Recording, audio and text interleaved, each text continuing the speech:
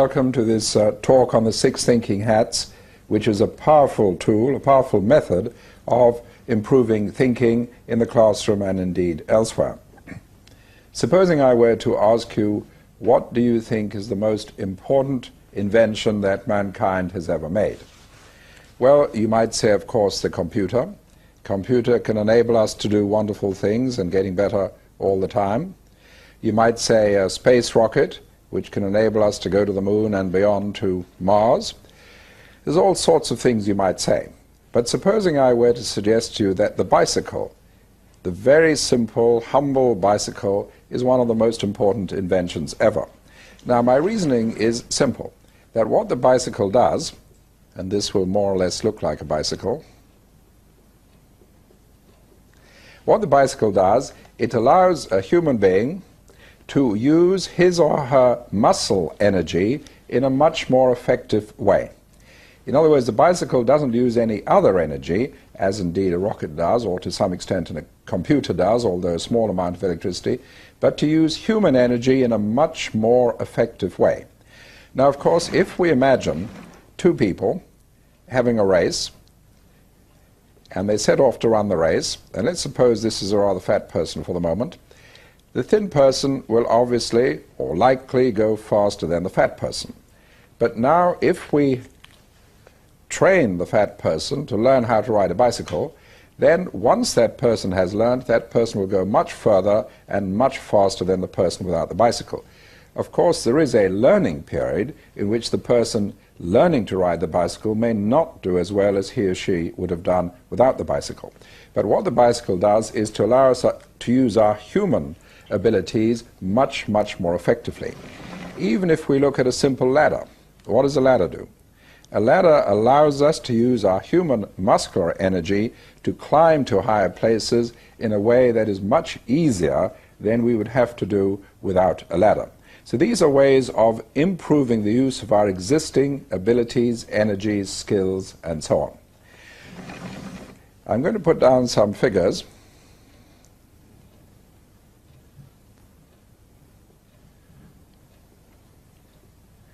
Now, what I want you to do is to add all those up as quickly as you can.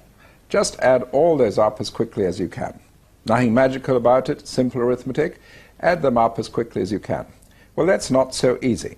But let's suppose I put them one under the other.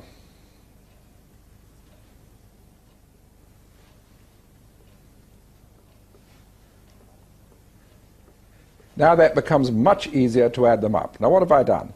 I've simply changed the position, just put things in such a way that it is easier to deal with them. Just as simple as that. But it makes a huge difference. How we put things makes it much easier to deal with them. Let's look at another example. Suppose I ask you to add up the numbers going up from 1 to 10, all the way up to 10. Not too difficult, and you'd reach the answer 55. Supposing I said to you, let's make it a little bit more difficult, and I want you to add up all the numbers from 1 to 100.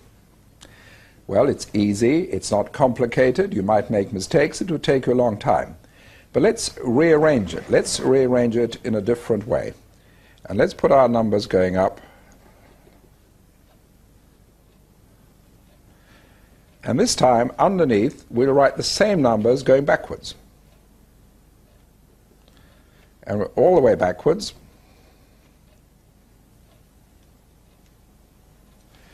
Now we add them up. We add the top line to the bottom line. We'll always get 101. Because as we add 1 on the top line, we subtract 1 on the bottom line, the total stays the same. When we're finished, we'll have 100 times 101, twice as many as we need, and the answer is 5,050. Now, there we're rearranging things so we can do something rather more complex and do it more easily. Now, that's what I'm going to be talking about, really, about how we can rearrange things in our brain, in our mind, so that we can think more simply and more effectively. There's no magic about it. We're using the existing brain ability as such. Let's for a moment look at the relationship between intelligence and thinking. And perhaps the best way of describing that relationship is to look at the relationship between a motor car and the driver. The horsepower of a car, the engineering, the suspension, all that is the potential of the car. Just as intelligence is the potential of the brain, possibly determined by the speed of transmission along the neurons in the brain. But the way the car performs does not only depend on the horsepower. The way the car performs also depends on the skill of the driver. The skill of the driver. You may afford to buy a very powerful car, but you may be a bad driver. You may only be able to afford to buy a much more humble car, and yet you could be a very good driver. So one is a potential, one is the skill with which that potential is used. Intelligence is the potential of the mind, thinking is the skill with which it is used. Now, I've taught thinking to classrooms ranging from one class made up entirely of Nobel Prize winners, and at first they said, how can anyone teach us thinking? We've won Nobel Prizes. But at the end of 3 days they went away saying, yes, these things work, so much so that 3 of them then wrote forwards to one of my books. So at one end of the spectrum, very intelligent, very gifted children, we need to teach thinking, otherwise we're wasting that superb intelligence. At the other end of the spectrum, with youngsters of perhaps lesser intelligence, we also need to teach thinking in order to make the best use of what is there, and of course all in between. That is why in many countries now the idea of teaching thinking as a skill is so established that by law every child in school must do 2 hours a week on thinking skills. So we're looking at thinking as a skill. You could also look at it as a form of software. If you buy a computer, you don't go home and say, I bought this wonderful computer and it's a Pentium 150 and it's got 3 gigabytes of storage, and you say, well, I really don't care about the software. Clearly, no matter how wonderful the computer is, without software you're not going to get anywhere. So what is the software that we use for the human brain? The most important computer of all, and indeed a vastly superior computer to any others, what is the software we use for that? And it's very limited and not really adequate for the functions that are necessary today. So we're looking at some sort of software for human thinking. Now, I'm going to describe a very, very simple form of software for thinking. It's widely used and it's very powerful. I'll just give you an example of just how widely used it is. Last June, I got 2 letters the same day. One letter was from the head of research of Siemens. Siemens is a big company in Germany. It's by far the biggest company in Europe. They employ 370,000 workers. Their annual turnover is $59,000 million. Big company. The head of research at Siemens wrote to me, and he said, we were using your 6 hats at our last top research meeting, and that was very successful.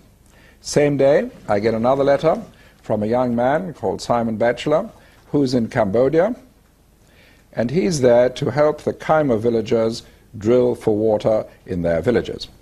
And he could never get the villagers to be involved in the processes in the drill. They just weren't interested. And what he was looking for is some way of getting the villagers to be involved. He had his daughter with him, who was out of school, so he had one of my books called Teach Your Child How to Think. From that he took the 6 hats, started teaching this to the Khmer villagers. Apparently they became so enthusiastic, they said this is far more important than drilling for water, and the whole mission changed to teaching them thinking, teaching them the 6 thinking hats. Some days later, I was in Wellington, New Zealand, and the head of Wellesley College, one of their leading schools, says we teach that routinely to our 5-year-olds. So there we're looking at this framework of thinking which I'm going to talk about, which really goes across from top executives in one of the world's largest companies to 5-year-olds via Khmer villages.